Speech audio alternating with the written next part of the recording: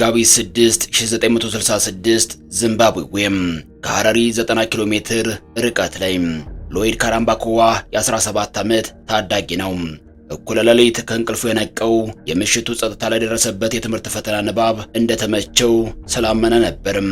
ይነሳ ግን እንግዳ ድምጽ ሰማ። ስልክ ለመደወል ሲነካካ የሚያወጣው አይነት ድምጽ። ነገር ግን በቦታው ስልክ እንዳልነበር ያውቃል። አንዳች ጠቅጠቅ የሚል ድምጽ ጆሮውን ረበሸው። ይህንን ድምጽ ሊያጣራ በሩን ከፍቶ ወደ ውጭ ብቅ አለ። አይኑ ያየው ግን ያልጠበቀውን ነበር።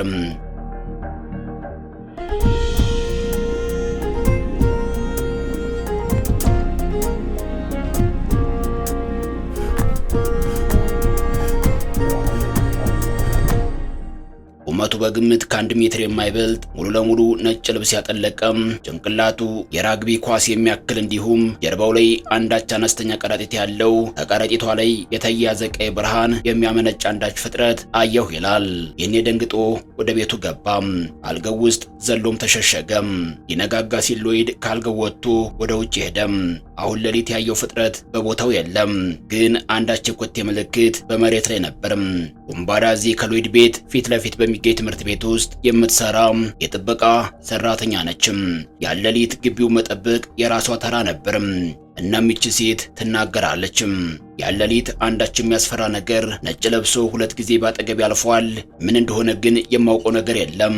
ኡምባዳዚ በሚቀጥለው ቀን ፍርሃቷን መቋቋም ስለተሳናት የሥራ ቦታዋን ለመቀየር ተገደደችም። ዊ አር ኖት አለውን ብቻዬን አይደለሁም። ይህንን አገላለጽ የዓለም ሕዝብ ይፈረዋል። በብዙ የሴራ ትንታኔ የታጨቀም ንግግር ነው። እኛ ሰዎች እዚህ ሁለንተና ውስጥ ብቻችንን አይደለንም። እኛን የማይመስሉ ከሩቅ ነው የሚያዩን፣ ለጊዜው መልካቸውን፣ ባህሪያቸውን፣ ምንነታቸውን ያላየናቸው አካላት ከምድር ውጭ አሉ።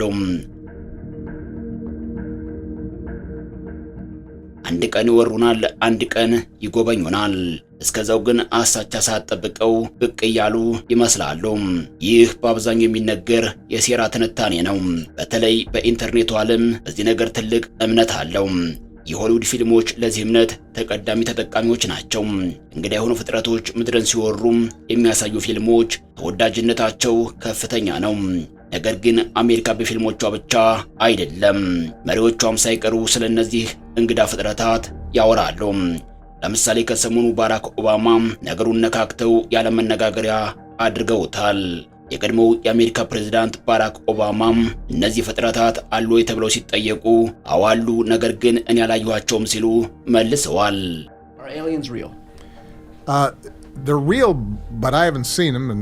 ይህንንም ተከትሎ ትልልቅ የዓለም ሚዲያዎች ጉዳዩን ነክሰው ይዘውታል። ታዲያ የኦባማን ንግግር የሚያስጠረጥረው ፍጥረቶቹ አሉ ካሉ በኋላም ይህንን አባባል ለማስተባበል የሄዱበት ርቀት አንዳች ምስጢር ቢኖረው ነው አስብሏል። ይባስ ብሎ ስለ ጉዳዩ በፎክስ ኒውስ ጋዜጠኛ የተጠየቁት የአሁኑ ፕሬዝዳንት ዶናልድ ትራምፕ ኦባማን የሀገር ምስጢር በማባከን ከሰዋቸዋል። ስለዚህ ይላሉ ታዛቢዎቹም አንዳች ምስጢር በመሃል አለ ማለት ነው። ለነገሩ ትራምፕን በዚህ አላበቁም። ልክ እንደ ኤፕስተን ፋይል የሀገራቸውን መንግስት ለዘመናት የደበቃቸውን ከኤሊኖችና እንግዳ ፍጥረታት ጋር የተያያዙ መረጃዎች ለህዝብ ለቃለሁ፣ ሰሞኑን ጠብቁኝ ብለዋል። ለመሆኑ የአሜሪካ መንግስት ከሌሎች ተለይቶ ስለነዚህ አካል ምን የሚያውቀው ነገር ይኖራል? የብዙዎቻችሁ ጥያቄ ይሆናል። ነገር ግን እነዚህ እንግዳ ፍጥረታት ስማቸው ሲነሳም ቀድመው የሚመጡት ናሳና የአሜሪካ አየር ኃይል ወታደሮች ናቸው። ኤሪያ 51 አሜሪካ ከፍተኛ ሚስጥራዊ ቦታም ከዚህ ጋር ተያይዞ ስሙ ይነሳል። ስለዚህ በእርግጠኝነት ትራምፕ የሚያወጡት ሚስጥር ብዙ ድብቅ ፍለጋዎችና ግኝቶች ይኖሩታል ተብሎ ይታሰባል። ኦጎኒያ በቅርብ የወጣ የኮሜዲና ሳይንስ ፊክሽን ዘውግ ያለው የሆሊውድ ፊልም ነው። 2 የሙይ ባህሪ ያላቸው ድሃ የቅርብ ዘመድ ወዳጆች አንዲት ዝነኛና ሀብታም ሴት ይጠልፋሉ። ከሁለት አንዳቸው ይቺ ሴት ኤሊያን እንደሆነች ያምናሉ። የልጆቹ ባህሪ የጅልና የሚያደርጉትን የሚያወሩት ወሬ የጅል ስለሆነ በፊልሙ ሙሉ ጊዜ ተመልካች ያችን ሀብታም ሴት በከንቱ እያሰቃዩት እንደሆነ ይረዳል። ጸጉሯን ሲላጯት እመኚ ኤሊያን ነች ሲሏት ጉዳዩ የሁለት ጅሎችና የአንዲት ምስኪን ሴት ግብ ነበር የሚመስለው። ነገር ግን በፊልሙ ማብቂያ ላይ ያቺ ሴት የእውነትን ምድርን ለመቃኘት የተላከች ኤሊያን ሆና ትገኛለች። እና ይላሉ ተመልካቾችም አያልቅበት ወሊድ በዚያ ስቅኝ ፊልሙ ምን እየነገረን ነው? ይሄ ብዙዎች ጥያቄ ነው። እንደ ሎይድ ካራምባኮ ያሉ ኤሊየን አየን ያሉ ሰዎችን ምስክርነት ከተለያየ ዓለም ጫፍ እናምጣቸው። ቻይና ውስጥ ነው። እንደ አውሮፓውያን አቆጣጠር ዲሴምበር 11 1999 ከቤጂንግ 68 ኪሎ ሜትሮች ርቀት ላይ በምትገኘው የገበሬዎች መንደር ውስጥ ሰዎች ማምሻው ላይ አንድ ሰው የሚያክል በወርቃማ ብርሃን የሚያንጸባርቅ ነገር በአቅራቢያው ካለ ተራራ ጀርባ ቀስ ብሎ ወደ ሰማይ ሲወጣ መመልከታቸውን መስክረዋል። እንደ አውሮፓውያን አቆጣጠር በ1976 አውስትራሊያ ውስጥ ደግሞ አንዲት ስሟ እንዲጠቀስ ያልፈለገችው እንስት ማረፊያ ክፍል ውስጥ ሳለሁ በድንገት አመመኝ። ከዚያም ምናልባት ህመሙ ቢቀንስልኝ ብዬም ሶፋ ላይ ሄጄም ተቀመጥኩም።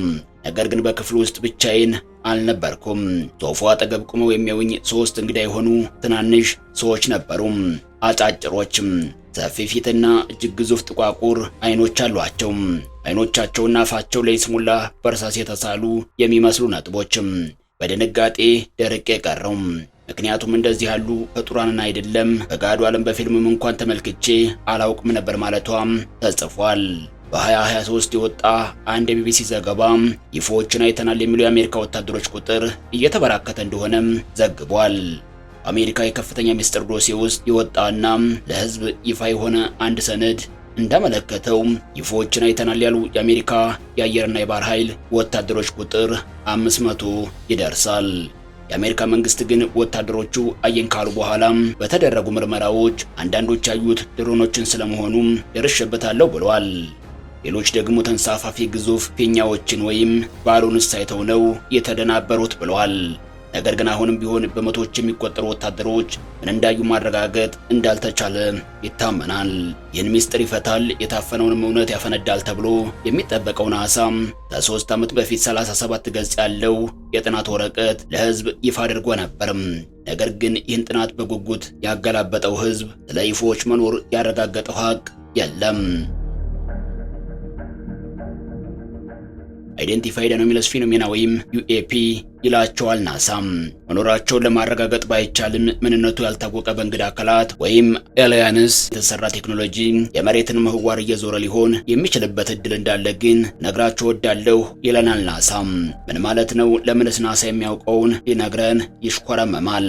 የናሳ የጥናት ክፍል ምክትል ኃላፊ ዶክተር ዳንኤል ኢቫንስ እንደሚሉት ከሆነ ስለ እንግዳ ፍጥረቶች ወይም ዩኤፒ የሚያጠኑ የናሳ ባለሙያዎች ማስፈራራት ይደርስባቸዋል።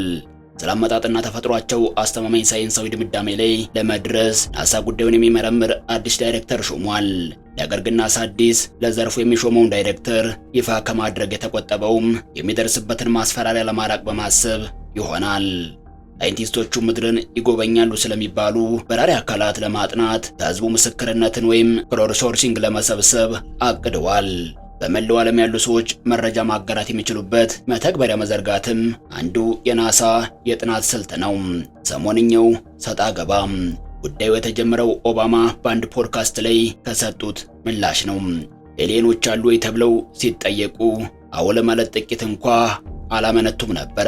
በኋላ ግን ይህንን ሲያስተባብሉ በጠፈሩ ስፋት አንጻር ሌላ ህይወት ያለው ነገር ሊኖር እንደሚችል በሳይንሳዊ ስሌት መናገሬ ነው እንጂ ምድር ላይ በእኔ ፕሬዝዳንትነት ዘመን ስለመምጣታቸው ምንም ማስረጃ አላየሁም ብለዋል።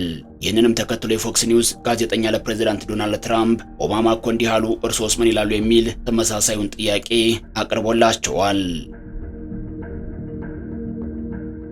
እርሶስ ከምድር ውጭ ያሉ ህይወት ያላቸው ባዕድ ፍጥረታት ወይም አላይንስ ስለመኖራቸው ያውቃሉ ነበር ጥያቄው።